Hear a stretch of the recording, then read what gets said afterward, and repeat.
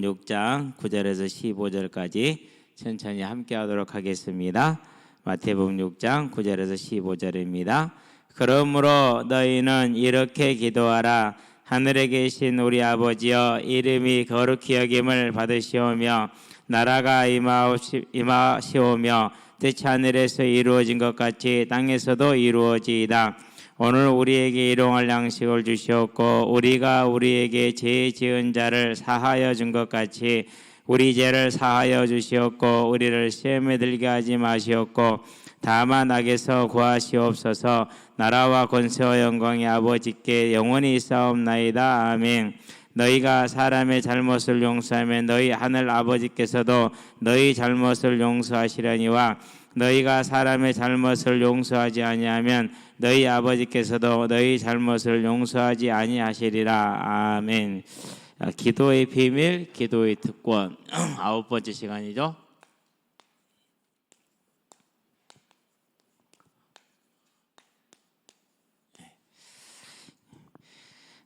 이제 벌써 한 주간이 끝나고 수요일하고 금요일을 바꿔 살려니까 메시지를 수요일 하던 걸 금요일로 가져오니까 나도 막 헷갈리고 그래요. 뭐 거기다 이제 이렇게 익숙해지겠죠. 어쨌든지 간에 저와 여러분들은 이제 2024년 4월 중순을 접어듭니다. 작은 일이다 이렇게 하나님이 말씀하셨습니다. 근데요 막상 이제 우리 모두가 저를 비롯한 우리 모두가 뭐를 만나면요 문제를 만나면 당황됩니다. 그렇죠. 사람이기 때문에 당연히 그렇습니다. 자, 그렇게 문제를 만나 당황을 하시더라도 뭔 하자고요? 기도하시게 되길 바랍니다. 왜 그렇습니까? 우리는 어려운 문제이고 우리는 당황하지만 하나님에게는 그게 그렇지가 않잖아요. 왜요? 천지를 창조하시고 만물을 주관하시는 그 하나님에게 큰 문제가 따로 있고 작은 문제가 따로 있을까요? 그렇죠. 세 왕이 해결하지 못해서 좌절하고 포기하고 낙심해야 되는 그런 상황이지만 여호와께서 보시기에는 아무것도 아니다 얘기를 하셨어요. 그러면 마찬가지겠죠. 그래서 어떤 문제를 만나더라도 비록 당황하고 어렵고 건심되고 걱정이 되더라도 하나님 앞에 기도로 나가는 저와 여러분 되기를 바랍니다. 그렇게 될 때 어떤 일이 벌어졌습니까? 하나님께서는 반드시 그 창조의 능력으로 역사하십니다. 역사하는데 뭘 이루십니까? 하나님의 뜻을 이루십니다. 어떤 뜻입니까? 가장 아름다운 뜻은 하나님께서 하시고자 하는 나라를 바라보게 하는 거죠. 그래서 뭡니까? 하나님 자체를 믿게 하는 겁니다. 그럼 하나님을 믿는다는 게 하나님을 믿으니 또 나를 믿으라. 뭘 바라보는 얘기인가? 천국을 바라보라는 소리입니다. 이 소망에 저와 여러분을 세우기를 원하는 것이 하나님의 계획입니다. 저와 여러분을 천국으로 초대하는 것이 하나님의 뜻입니다. 그래서 거기에서는 뭐요? 어떠한 악도 없고 모자람도 없고 부족함도 없고 고통도 없고 눈물도 없는 보석과 같은 완전한 나라를 다시 만드시고 회복하시고 그리고 그 안에서 우리가 영원히 함께하면서 하나님을 하나님으로 섬기는 그런 이제 삶을 살게 하시는 겁니다. 그게 하나님의 뜻입니다. 그래서 저와 여러분들은요 무슨 문제를 만나든지 간에 그 문제는 하나님의 영광을 위하여 있다라는 것. 저와 여러분들하고 오늘을 천국을 이루는 하나님께 영광 돌리는 삶을 이루게 하는. 그래서 요한복음에서 뭐라고 그럽니까? 자, 나로 인해서 하나님께 영광을 돌아가게 하기 위함이라. 우리가 예수 여러분을 기도했어요. 하나님이 그걸 이루셨어요. 그래서 그걸 감사하며 기뻐하며 하나님께 영광 돌리게 하려 함이라 그렇게 얘기를 하셨어요. 그렇기 때문에 모든 문제는 하나님의 영광을 위해서 우리에게 주어진 것이므라고 절대 숨지 않게 착각하지 않게 되길 바랍니다. 그래서 우리가 어떤 자입니까? 그래서 하나님 앞에 뭐 받은 자들이에요? 복 받은 자리요. 이 땅에서 그 어떤 것보다 복 받은 겁니다. 전에는 막 잘 되고 크게 되고 그런 게 복인 줄 알았는데 인생을 살다 보니까 뭐가 복이냐면요 어떠한 상태에서도 하나님을 바라보고 감사할 수 있고 소망할 수 있다라는 거 이게 복이더라고요.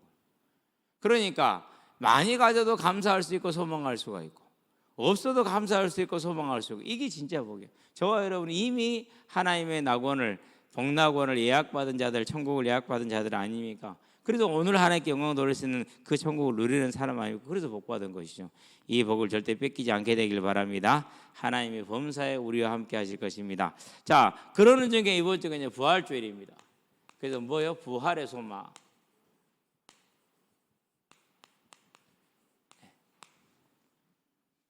부활의 소망이다.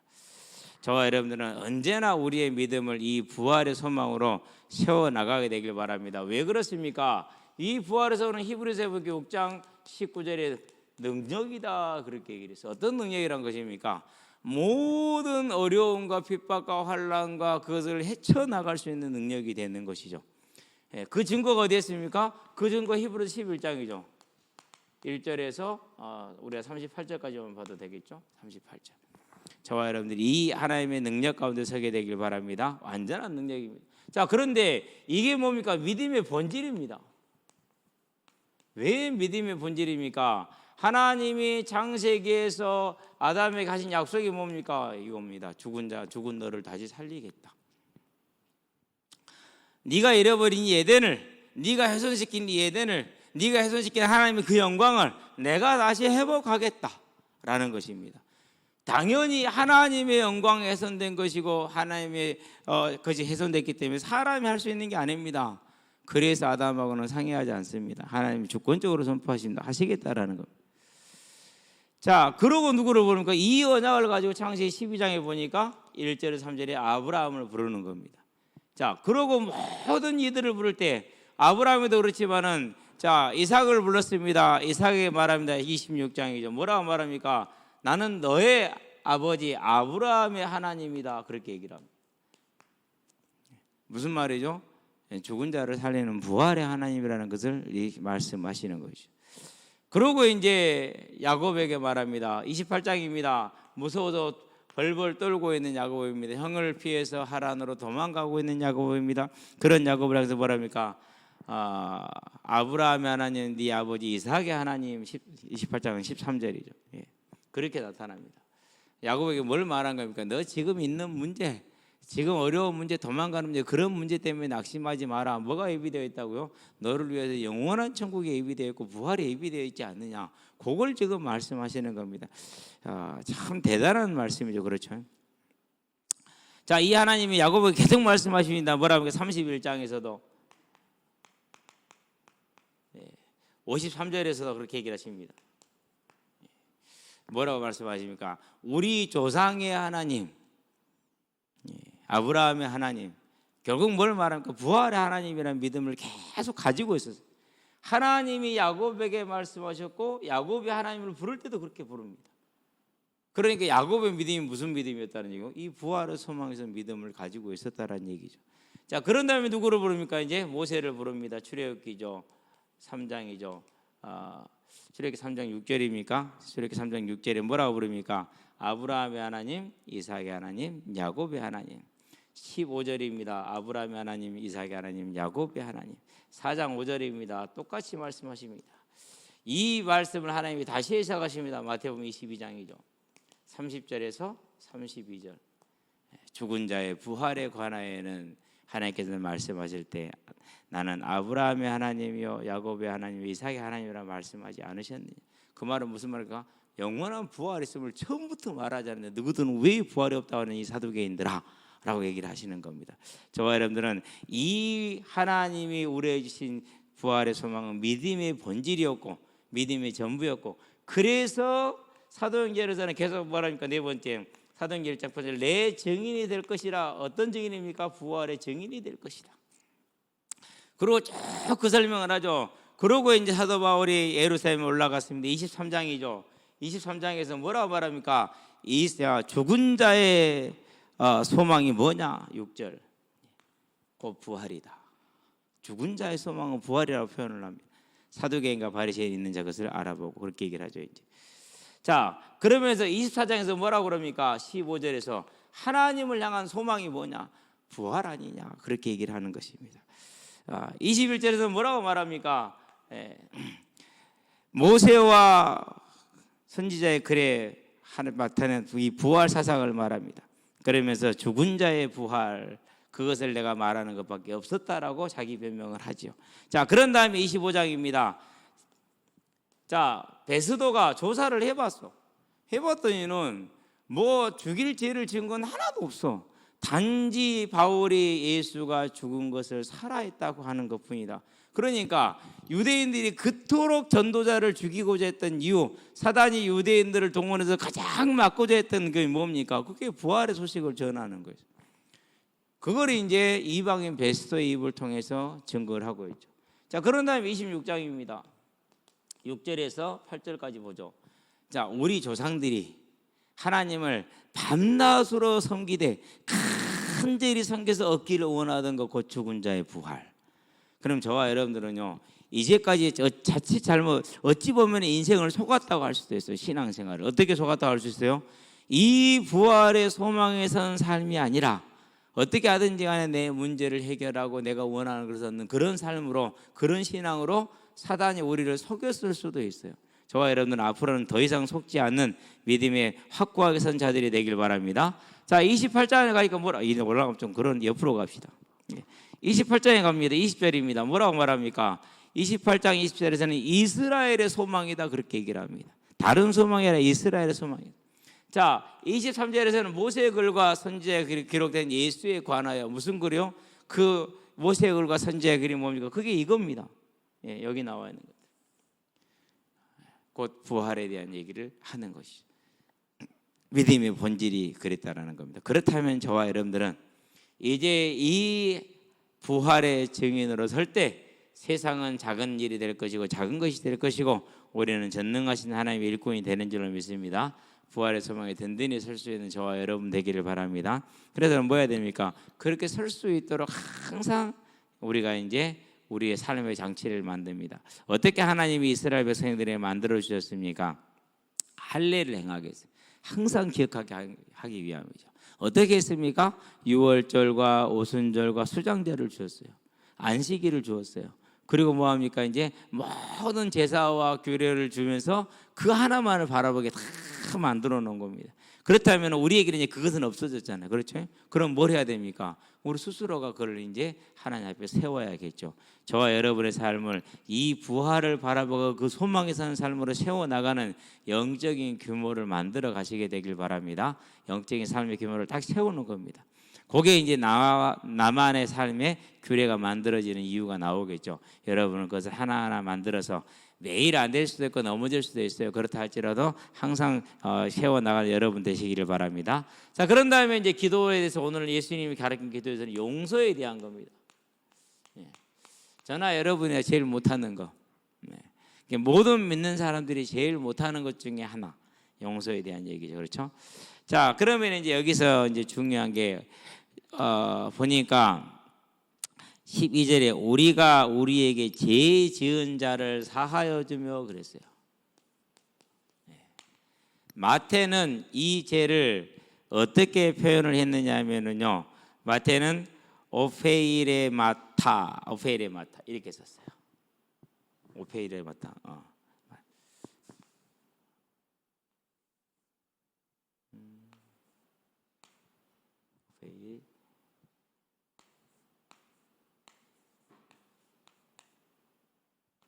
이렇게 썼어요. 이것은 빚이라는 뜻이에요. 빚, 빚 또는 부채라는 뜻을 가지고 있어요. 그러는데 마가복음 11장 4절에 보니까 누가복음 11장 4절에 보니까 하마르티아라는 단어를 썼어요. 아자인데 위에 이렇게 왼쪽으로 휘어지는 요 콤마가 붙으면은 아이들을 하로 읽어요. 이를 아, 에, 이, 오 위에서 그것들을 히읗으로 읽어요. 하, 히, 호, 후 이런 식으로 하죠. 그러니까 마, 르, 티, 아 이렇게 썼어요. 이건 이제 그야말로 관역에서 벗어난 어긋난 걸 말합니다. 어긋남. 목표에서 떠난 그런 것을 이제 뜻하는 건데 벗어났다라는 뜻을 가지고 있어요. 어긋났다, 벗어났다 또는 이제 이탈했다 이런 뜻을 가지고 있어요. 그래서 신약 성경에서 죄를 말할 때는 전부 다 하마르티아라는 이 단어를 썼어요. 이 단어를. 근데 누가는 이 하마르티아라는 단어를 썼고요. 마태는 오페이레 마타라는 이 단어를 썼어요. 이제 주석에서는 이제 그렇게 조화를 시켜놨어요.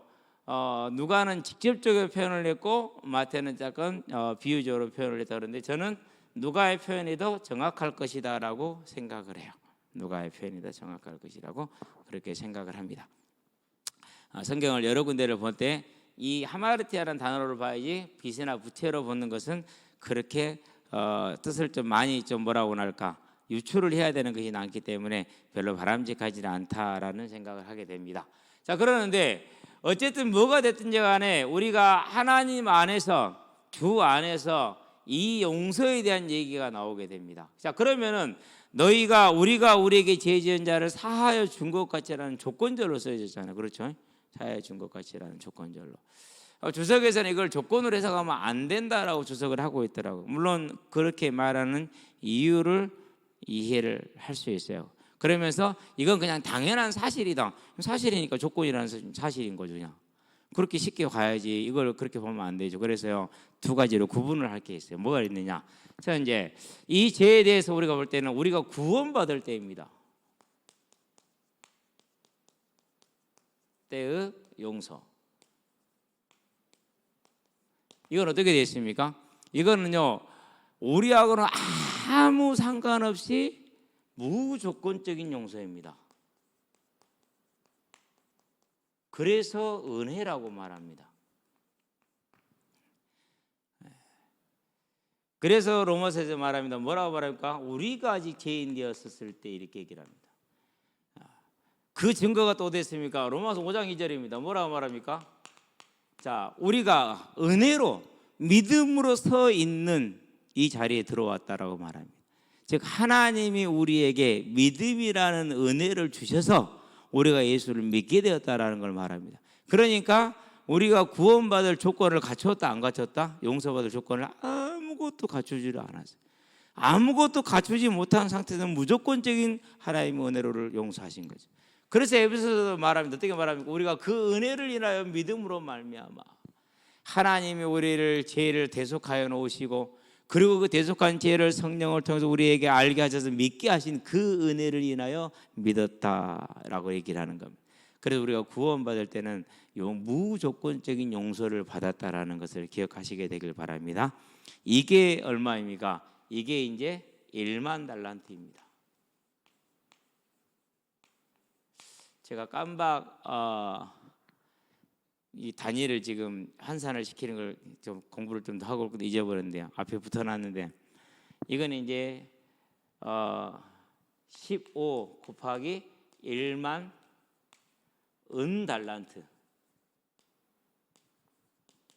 금은 은의 15배입니다. 그러니까 15를 곱하면 되겠죠. 그러면 한 달란트는 6천 세겔입니다.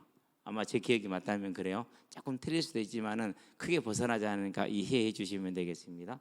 자, 그러면 봐봐요. 이제 15 곱하기 6천 세겔이에요 이게. 근데 6천 세겔은 한 세겔은 4데나리온이에요. 아마 그럴 겁니다. 곱하기 4 곱하기 만. 이러면 이제 뭐가 되냐? 데나리온으로 표현이 되는 거예요. 계산 한번 해보시게 되길 바랍니다. 저는 계산을 못하겠어요. 15 곱하기 6천 곱하기 4 곱하기 만이 해야 돼요. 요게 이제 우리가 이제 그렇게 되면은 10만 원 단위로 우리가 환산해서 계산할 수 있는 거예요. 이게 이제. 그러면은 6, 4, 24, 24만, 2만 4천, 그렇죠. 곱하기 만이니까 어떻게 되죠? 자, 그때부터 이제 계산이 안 되죠, 이제. 그때부터 계산이 안 돼. 그리고 15 그러니까 이제 아예 이제 벗어났어요. 이제 범위를 벗어나 버렸어. 영원토록 해도 갚을 수 없는 양이 돼 버립니다. 우리가 구원받을 때 용서받은 것을 하나님은 이렇게 비유를 하고 계십니다. 좀 이따 보면은 말씀드리도록 하겠습니다. 자, 세 번째. 자, 그러면은 구원받은 자가 자, 삶을 살 때 이건 이제 저와 여러분들의 구원받은 자의 삶입니다. 그렇죠? 마태복음 여기에서 말하는 이 용서는 요때를 말합니다. 성도의 용서이다라고 표현을 하는 겁니다. 또는 성도 간의 용서이다 이렇게 표현을 하는 것이죠. 둘 다 포함을 해야 됩니다. 그래야 맞는 답이 됩니다. 그래서 초대교회 같은 경우는 믿는다란 이유 하나 때문에 신분과 재산과 생명과 신체의 해를 받았지만은 뭐 하질 않아요? 다 용서하죠. 스데반이 죽습니다. 죽을 때 뭐 하고 죽죠? 용서를 하고 죽죠. 그렇죠? 토마스 선교사님이 28이라는 그 젊은 나이에 대동강에서 죽어갈 때 용서를 하고 가죠. 그러고 죽죠. 그게 주님이 지금 말씀하고 있는 이 모습이에요.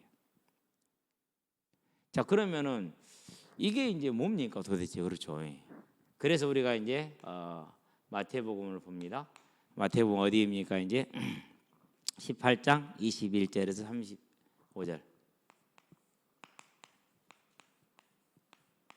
여기에서 이제 베드로가 묻습니다. 주님, 이제 마태복음 18장을 한번 가보겠습니다. 보면서 얘기를 합시다. 18장 21절이죠. 그때 베드로가 나에게 이르되 주여, 형제가 내게 죄를 범하면 몇 번 용서할까요? 한 7번 해줄까요? 그렇게 얘기 묻습니다. 그러니까 예수님이 뭐라 대답하시니까 70번씩 7번이라고 말합니다. 70번씩이 7번이라면 이건 얼마가 되죠? 77은 무한대 라는 말이 됩니다. 다 뭐예요? 완전수 7을 써서 얘기하기 때문에 항상 끝까지 상상이 안 되는 거죠. 이제 그렇죠. 근데 가만히 생각해 보면은요, 가능한 얘기예요. 가능한 얘기. 자, 그러면서 이제 무슨 비유를 듭니까? 이제 그러면서 1만 달란트, 내가 용서받은 죄,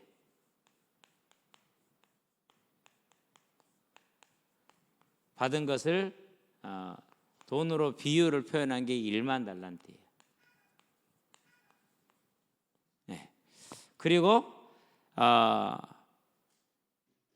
다른 사람이 나에게 지은 죄, 이것을 비유로 표현한 게 100데나리온이에요. 그냥 뒤로 보면 표현할게요. 1000만 원.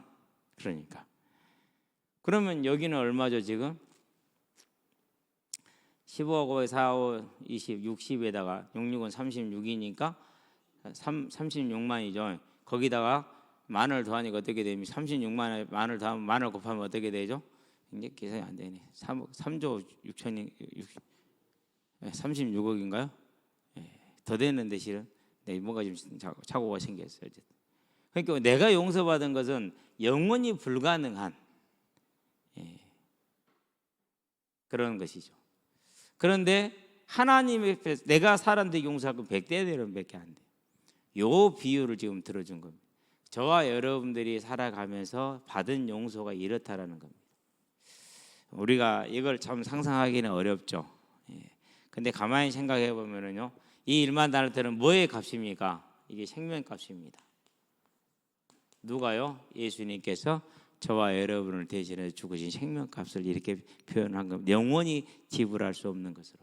그래서 이걸 보면서 참 이렇게 제일 큰 고민이 이거였어요. 용서에 대한 거. 저는 그게 참 어려웠거든요. 이제 지금이야 이제 그게 그렇게 크게 어렵지는 않아요. 지금이 크게 어렵지는 않는데요. 그래도 누가 나한테 화나게 하면은요, 뭐 하루 정도는 화나요. 어쩔 때는 몇 시간 정도는 화나고 잠깐 좀 화나기도 하고 그래요. 그런데 가만히 생각해 보면은요, 별것도 아니야. 지나고 나면은 진짜 별것도 아니에요. 따져보고 보면 그렇죠. 근데 이제 아이들이 싸우는 걸 참 많이 봅니다. 많이 보는데 요즘은 싸우는 일이 거의 안 일어나는데요. 전에는 참 많이 있었어요. 싸우는 걸 보면은요, 참 이해하기 어려운 경우가 대부분이 그렇죠. 그것이야 우리들의 모습이지 않겠느냐. 그래서 저와 여러분들은 뭘 봐야 됩니까? 분명히 우리는 도저히 갚을 수 없는 1만 달란트에 죄를 지은 자들이고, 그런다면은 저와 여러분들이 어떻게 된 겁니까? 이것을 온전히 값없이 용서를 받은 자들이라는 사실이죠. 그래서 70번씩 7번 말씀하시고 비유로 든 게 이 비유입니다. 1만 달란트 용서받은 자가 용서를 받고 가다가 100데나리온 용서받은 자를 만나고 만나서 그 사람을 감옥에 넣었어요. 그래서 주인이 그 소식을 듣고 알아서 데리고 와봐. 그 사람 데리고 오니까 너희 일만 나한테 갚아. 그러고서 그 사람도 감옥에 넣어요. 목 아프면 안 나가. 못 나가. 영원히 못 나가는 것이죠. 자, 이게 이제 저와 여러분들에게 주어져 있는 뭡니까? 주어져 있는 반드시 가야 할 길입니다. 길. 그리고 반드시 가야 할 길이라는 게 또 갈 수 있는 길입니다. 그래서 스데반은 용서하면서 죽었죠. 베드로도 그렇고 모든 사도들이 순교당할 즈음에 자기들을 죽이는 자들을 저주한 자 하나님의 너그 가만 안 둘 거야 이런 얘기 한 사람이 한 명도 없어요. 다 뭐였어요? 다 용서하고 축복을 하고 갔어요. 그게 복음이에요. 왜 그렇습니까? 이 땅의 삶의 가치, 이 땅의 옳고 그름이 기준이 아니라 우리에게는 믿음의 본질이 뭐였다고요? 그게 부활에 있었기 때문에 그럴 수 있었던 겁니다. 그러면 저와 여러분들도 이제 이 용서가 이 땅의 삶의 어떤 뭐라고 할까 기준으로 움직여지는 것이 아니라 부활의 소망 가진 자만이 할 수 있는 일이라는 것을 기억할 수 있게 되길 바랍니다. 그래야 돼요. 그렇지 않으면은요 그 누구도 이 길을 갈 수가 없는 거죠. 자, 그러면 이제 우리 여기에 대해서 우리가 이제 왜 이 길을 가야 되는가 이제 천천히 한번 보도록 합니다. 네 번째가 되겠죠. 일단 우리가 1만 달러 받았다라는 거, 값없이 은혜로 구원받았다는 거, 그것을 이제 앞에 얘기했으니 까 빼도록 하겠습니다. 자, 마태복음에서 뭐라고 그럽니까? 5장 9절인가요? 긍휼히 여기는 자는 긍휼히 여김을 받을 것이요. 7절이네요. 7절에 그렇게 얘기를 했어요.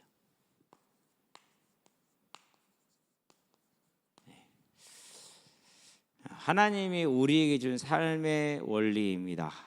내가 나에게 죄 지은 자를 은혜롭게 긍휼히 여겨줬다면은 나 또한 긍휼히 여김을 받게 될 것이기 때문에 저와 여러분들은요 반드시 그 길을 가야 될 것은 분명한 것입니다. 갈 수 있게 되길 바랍니다. 자, 두 번째입니다. 오늘 성경을 읽다 본 건데 에베소 4장을 한번 볼까요? 1절에서 4절까지 한번 보도록 합시다. 에베소 4장을 한번 펴봅니다. 자, 이렇게 말합니다. 그러므로 주 안에서 갇힌 내가 너희를 구원하노니 너희가 부르심을 받은 일에 합당하게 행하여, 그랬어요. 부르심을 받은 일에 합당하게 행하여 모든 겸손과 온유로 하고 오래 참음으로 사랑 가운데서 서로 용납하고 평안에 매는 줄로 성령이 하나 되게 하신 것을 힘써 지키라. 몸이 하나요 성령도 한 분이시니 이와 같이 너희가 부르심을 한 소망에 부르심이 한 소망 안에서 부르심을 받았느니라 그렇습니다. 자, 합당하게 해가라 그러는데 그 내용이 뭡니까? 자, 부르심을 받은 일에 합당하게 하는데 그 내용이 모든 겸손과 온유로 하고, 그래서 겸손과 온유예요. 겸손은 뭡니까? 내가 하나님 앞에 영원히 죽을 죄인이었는데 생명을 값을 지불해야 될 죄인인데 하나님이 하셨다는 걸 알고 그걸 알고 사는 걸 겸손이라고 그래요. 그러면 이 삶의 이 땅의 주인과 심판자가 하나님임을 알고 사는 것을 겸손이라고 그래요. 온유로 하라고 했어요. 부드러울 따뜻한 자 부드러울 유자 그래서 언제나 따뜻하고 부드럽게 하라고 그러는 것이죠. 제가 가끔 가다가 지적을 받는 게 있어요. 말 좀 예쁘게 해서 오늘 또 얘기를 하다가 4월 9일 날 부활절 주일에 아침에 가보니까 닭이 병아리를 부화했다고 얘기했잖아요. 근데 어미닭이 좀 멍청해. 내가 대가리가 멍청해 이랬거든요. 그때는 말을 좀 순하게 하는 거예요. 아니 또 대가리 멍청하다는 소리 나올 뻔해. 그게 이제 모이통이 비 맞지 마라고 안쪽에 있어요. 그 앞에 알자리를 두는 게 큰 장애물이 있고 돌아가야 모이통으로 갈 수가 있어요. 이전에 겨우 11월에 부화시킨 어미닭은요 병아리들을 그리 끌고 갔어요. 물론 그 모이통 앞에서 모이통 앞에 알자리에서 부화를 하기도 했지만은 그래가지고 자기 병아리들을 항상 이 벼가 빵빵하게 만들고 있었거든요. 근데 아침에 내가 가보면 병아리들이 홀쭉해. 아무것도 못 얻어 먹은 거야. 그러면 이제 다른 닭들 밥 주고 전부 다 그리 가면은 내가 이제 불러갖고 내 손에 놓고 먹여야 돼요. 안 그러고 내가 그냥 바닥에 놓고 오잖아요. 다른 닭들이 가서 다 먹어버려. 얘가 서열이 낮아가지고 새끼를 못 챙기는 거예요. 그래서 내가 이제 얘를 보고 이제 멍청하다, 대가리가 어쩐다 이렇게 얘기를 했고 그랬더니 말이 좀 세다는 거예요. 오냐고 조금 거리가 멀 수 있죠. 근데 내가 뭐 사람한테 했어요? 닭대가리 얘기를 했지. 달고 새끼 얘기했지 뭐 사람 얘기한 건 아니잖아요. 그냥 오전에 가서 한번 먹이면 그럼 좀 배가 좀 나와. 그냥 오후에 또 한번 올라가 봐. 그럼 또 배가 헐쭉 들어가서 그럼 또 한 주먹 더 가서 쭈그리고 앉아서 먹여야 돼. 쭈그려 앉아 불편한데 아예 이제 의자를 이제 모이통을 내가 깔고 앉아서 먹이는데요. 그거 먹이는데 지루해요. 요것들이 어미가 물어주면 큰 것도 꾹꾹 삼켜요. 그런데 주구들이 먹을 때는 잘 못 삼켜요. 희한해요. 어미가 입에서 한번 꾹꾹 물어주면 뭐가 묻었나? 하여튼 그러거든요. 그럼 또 배가 조금 나와요 이제. 그러면 이제 놔놓고 내려. 다음날 가또 홀쭉 돼 있어.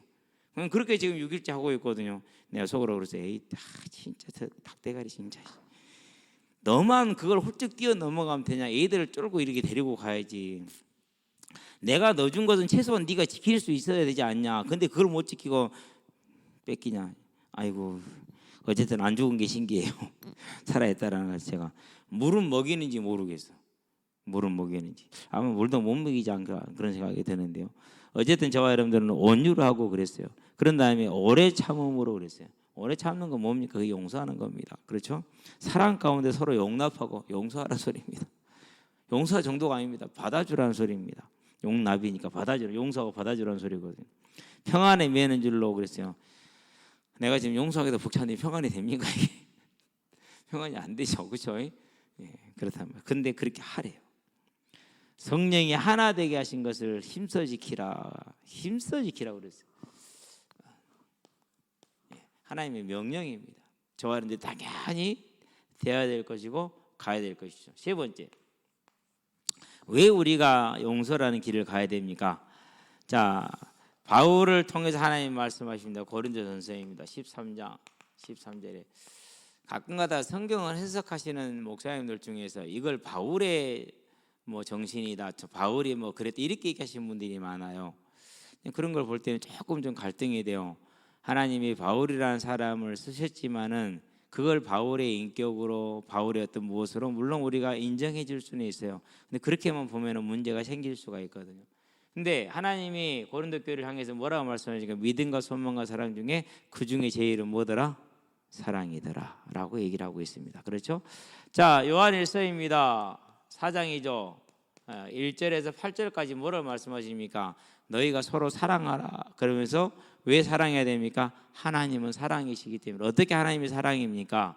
요한복음 보니까 3장 16절 하나님의 세상을 이처럼 사랑하사 독생자를 주셨으니. 로마서에 보니까 5장 8절에 뭐라고 합니까? 우리가 아직 죄인 되었을 때 그리스도께서 우리를 위하여 죽으심으로 하나님께서 우리를 향한 하나님의 사랑을 확증하셨느니라라고 말하지 않습니까? 그래서 하나님은 사랑이라고 말하는 겁니다. 죄인을 자기 생명으로 대신해서 용서하신 것, 그 거룩과 그 사랑을 저와 여러분들이 받은 자들이기 때문에 용서를 해야 된다는 것입니다. 자, 그러면서 또 말씀하십니다. 네 번째는 요한복음입니다. 예수님이 제자들을 향해서 새 계명을 준다 이렇게 얘기를 합니다. 13장 34절입니다.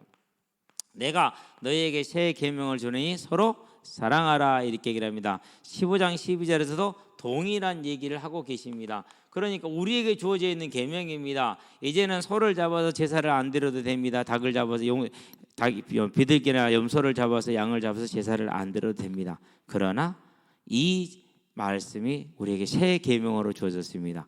저와 여러분들은 이 하나님의 명령에 순종하는 우리 되기 바랍니다. 그리고 마지막 가장 중요한 구절을 드리겠습니다.